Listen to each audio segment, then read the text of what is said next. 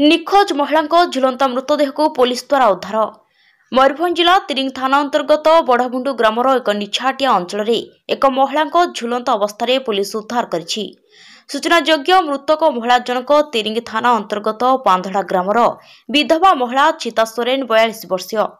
तेबे मृतकों घर लोकों कहवा अनुसार से गत मंगलवार दिन घर बाहरी जाई घर को फेरी नथिले। रविवार दिन बड़भुंडु ग्रामर किछि लोके एक निछाटिया जंगल पाखरे अर्जुन गछरे झुलंता अवस्था देखि ग्रामवासी पुलिस को फोन करथिले।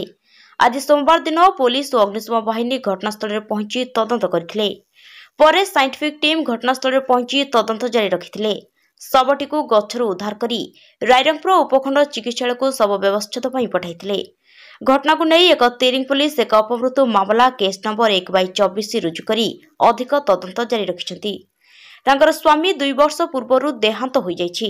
तांकर एकमात्र छोट पुओ अछि। मां को हराई म्रियमाण हो पड़ी। किंतु आश्चर्यर कथा महिला जनक अर्जुन गछर 39 फुट ऊपर को उठी साड़ी द्वारा केमिति झुली पड़ी जीवन हारिले।